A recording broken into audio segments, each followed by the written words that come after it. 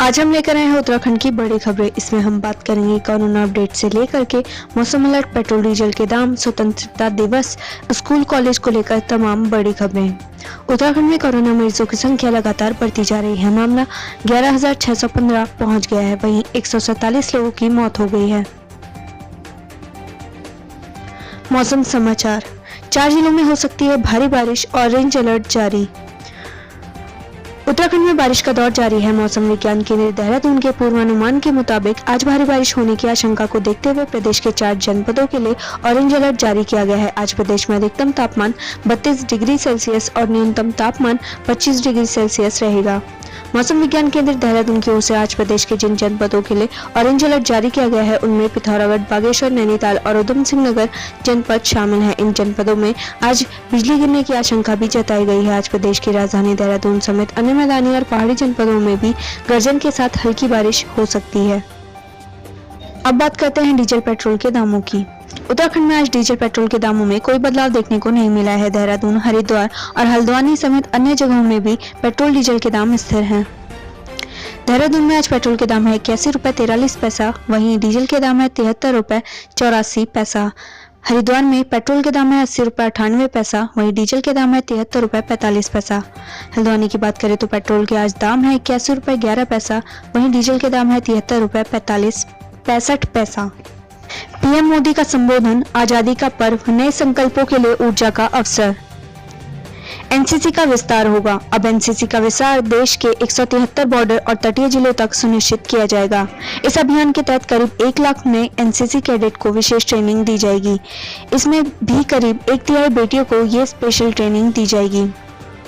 Optical fibre cable से जोड़ी जाएगा लक्षद्वीप, प्रधानमंत्री मोदी। हमारे देश में 1300 से ज्यादा द्वीप हैं। इनमें से कुछ चुनिंदा द्वीप को उनकी भौगोलिक स्थिति को ध्यान में रखते हुए देश के विकास में उनके महत्व को ध्यान में रखते हुए नई विकास योजनाएं शुरू करने पर काम चल रहा है। अगले 1000 दिन में लक्षद्वीप को भी सबमरीन ऑप्टिकल फाइबर केबल से जोड़ दिया जाएगा। 3 वैक्सीन इस समय टेस्टिंग के चरण में है। पीएम मोदी। आज भारत में कोरोना की 1 नहीं, 2 नहीं, 3 वैक्सीन इस समय टेस्टिंग के चरण में है। जैसे ही वैज्ञानिकों से हरी झंडी मिलेगी, देश की तैयारियां उन वैक्सीन की बड़े पैमाने पर उत्पादन की भी तैयारी है। National digital health mission. जब कोरोना शुरू हुआ था तब हमारे देश में कोरोना टेस्टिंग के लिए सिर्फ 1 लैब थी। आज देश में 1400 से ज्यादा लैब हैं।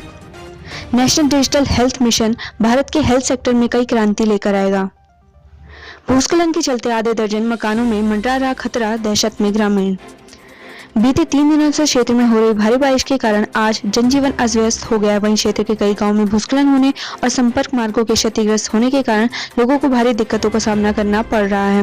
बीती रात्रि चनौदा न्याय पंचायत के हीराकोट गांव के अंतर्गत तल्लाधारा वार्ड में आवासीय मकानों के सामने भारी भूस्खलन हो गया, जिससे ग्रामीणों के मकान खतरे की जद में आ गए हैं। उत्तराखंड पुलिस में गहराता कोरोना संकट, 186 पुलिसकर्मी मिले कोरोना पॉजिटिव। उत्तराखंड में अब तक ड्यूटी के दौरान 186 पुलिसकर्मी संक्रमित हो चुके हैं। हालांकि इनमें से 72 पुलिसकर्मी स्वस्थ भी हो चुके हैं। इसके साथ ही प्रदेश में कोरोना संक्रमितों की संख्या 11,615 पहुंच गई है। इनमें से 7,502 मरीज स्वस्थ भी हो चुके हैं। सतपाल महाराज ने की आपदा और विकास कार्यों की समीक्षा, अधिकारियों को दिए आवश्यक दिशा निर्देश। हरिद्वार के प्रभारी मंत्री सतपाल महाराज ने विकास एवं आपदा कार्यों की समीक्षा की। प्रेमनगर आश्रम में हुई इस बैठक में सतपाल महाराज ने कहा कि आपदा से निपटने के लिए हम पूरी तरह से तैयार हैं। बकाया और बिजली चोरी पर विभाग सख्त, 15 लोगों पर किया मुकदमा दर्ज। लॉकडाउन के दौरान विद्युत विभाग को बड़ा नुकसान हुआ है। वही बकाया और बिजली चोरी पर विद्युत विभाग द्वारा सख्त कार्रवाई की जा रही है। वही मसूरी टिहरी मार्ग पर पेड़ गिरने से हुआ बाधित, घंटों बाद शुरू हुई आवाजाही। बीते दिन तेज बारिश के कारण मसूरी टिहरी मार्ग वुड स्टॉक स्कूल के पास पेड़ गिरने से बाधित हो गया, जिस कारण आवाजाही में लोगों को खासी परेशानियों का सामना करना पड़ रहा है। मसूरी फायर सर्विस और पुलिस द्वारा पेड़ को काटकर यातायात सुचारू किया गया, जिसके बाद वाहनों की आवाजाही शुरू हो पाई। नियति की तस्वीर। बीमार युवती को 10 किलोमीटर पैदल कंडी के सहारे पहुंचाया अस्पताल, तोड़ा दम। सर बडियार क्षेत्र के लेवटाड़ी गांव की कंचन की समय पर इलाज नहीं मिलने के कारण मौत हो गई। परिजनों ने उसे 10 किलोमीटर पैदल कंडी के सहारे सड़क तक पहुंचाया, जिसके बाद उसे अस्पताल ले गए, लेकिन तब तक काफी देर हो चुकी थी और उसकी मौत हो गई। 74वां स्वतंत्रता दिवस, आज 36 कोरोना वॉरियर्स होंगे सम्मानित। कोरोना लॉकडाउन के दौरान रात दिन अपनी ड्यूटी दे रहे कोरोना योद्धाओं को मुख्यमंत्री त्रिवेंद्र सिंह रावत सम्मानित करेंगे। नर्स सुसाइड केस में प्रेमी गिरफ्तार, संदिग्ध परिस्थितियों में निजी अस्पताल की स्टाफ नर्स की मौत मामले में नया मोड़ आया है। मृतका के पिता की तहरीर के आधार पर पुलिस ने उसके प्रेमी के साथ ही जीजा और बहन के खिलाफ आत्महत्या के लिए उकसाने का केस दर्ज कर लिया है। 3 किस्तों में मिलेंगे 5,000। प्रसूताओं के लिए अच्छी खबर है। प्रधानमंत्री मातृ वंदना योजना से गर्भवती को 5,000 रुपए की मदद की जाएगी। यह मदद 3 किस्तों में मिलेगी। इस योजना में APL BPL की कोई बाध्यता नहीं है। आंगनबाड़ी केंद्र पर गर्भवती को अपना पंजीकरण कराना होगा। गर्भधारण के 150वें दिन के भीतर आवेदन करना होगा। पहली किस्त 1,000 रुपए दी जाएगी। 180 दिनों बाद दूसरी किस्त 2,000 रुपए मिलेगी। प्रसव पूर्व जाँच करवाने पर मातृ शिशु रक्षा कार्ड बनाया जाएगा। बच्चे के जन्म के बाद 3 से 5 माह के भीतर टीकाकरण किया जाएगा और 2,000 रुपए की अंतिम किस्त भी बच्चे के जन्म प्रमाण पत्र के बाद जारी होगी। शादी का झांसा देकर दुष्कर्म का आरोप, मुकदमा दर्ज। एक युवती ने लिव इन रिलेशनशिप में रहने वाले युवक पर शादी का झांसा देकर दुष्कर्म का आरोप लगाया है। साथ ही युवती की अश्लील वीडियो सोशल मीडिया पर डालने की धमकी देने की भी शिकायत की है। पुलिस ने मुकदमा दर्ज कर छानबीन शुरू कर दी है। भाजपा विधायक पर महिला ने लगाया यौन उत्पीड़न का आरोप।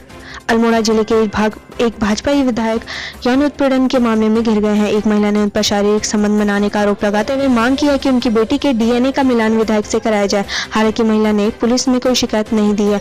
विधायक की पत्नी ने महिला समेत 4 पर ब्लैकमेलिंग आदि में केस दर्ज कराया है। महिला ने वीडियो जारी कर आरोप लगाया कि विधायक उसके साथ 2 साल से शारीरिक संबंध बना रहे थे।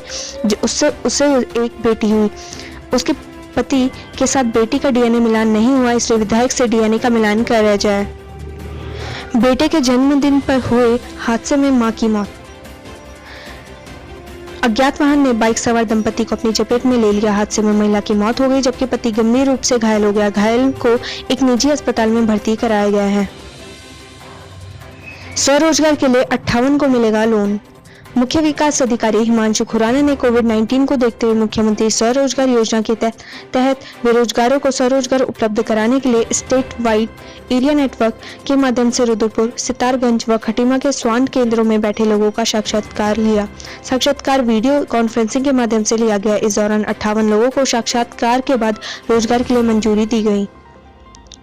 गुलदार ने युवक को घायल किया। विकासखंड बीरों खाल अंतर्गत पांडगांव निवासी पृथ्वी सिंह को गुलदार ने इससे गले और पर नाखून मारकर बुरी तरह घायल कर दिया। ग्रामीणों द्वारा घायल युवक को सामुदायिक स्वास्थ्य केंद्र पोखड़ा में भर्ती कराया गया।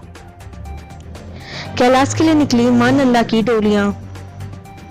गीतों और जागरों के साथ हिमालय की आराध्य देवी मां नंदा की डोलियों को सिद्धपीठ नंदा देवी कुरु मंदिर में पूजा अर्चना के बाद विदा किया गया। मां नंदा की एक डोली थराली, देवाल समेत अन्य क्षेत्रों में सभी को अपना आशीर्वाद देने व बेदनी बुग्याल की यात्रा के बाद 6 माह के लिए अपने ननिहाल देवराड़ा में प्रवास करेगी। असॉल्ट राइफल बनेगी स्वदेशी दूरबीन से मारक। सेना और अर्धसैनिक बलों के लिए अमेरिका से खरीदी जा रही असॉल्ट राइफलों को अब स्वदेशी दूरबीन मारक बनाएगी। ऑर्डिनेंस फैक्ट्री देहरादून ने यह खास दूरबीन तैयार की है जिसे गुरुवार को लॉन्च किया गया। इस दूरबीन की कीमत विदेशों से खरीदी जाने वाली दूरबीन से 20% कम है। अतिथि शिक्षकों को भी मिलेगा पसंद का स्कूल चुनने का मौका। सरकारी स्कूलों में स्थायी प्रवक्ता की नियुक्ति की वजह से हटाए जाने वाले अतिथि शिक्षकों को भी अपनी पसंद का स्कूल चुनने की छूट होगी। जिले में दूसरे किसी स्कूल में रिक्त पद के अनुसार अतिथि शिक्षकों से विकल्प लिए जाएंगे। मेरिट और विकल्प के आधार पर उन्हें दूसरे स्कूलों में तैनाती दी जाएगी। जिला स्तर पर रिक्त पद उपलब्ध न होने पर मंडलीय अपर निदेशक उन्हें किसी रिक्त पद वाले स्कूल में समायोजित करेंगे।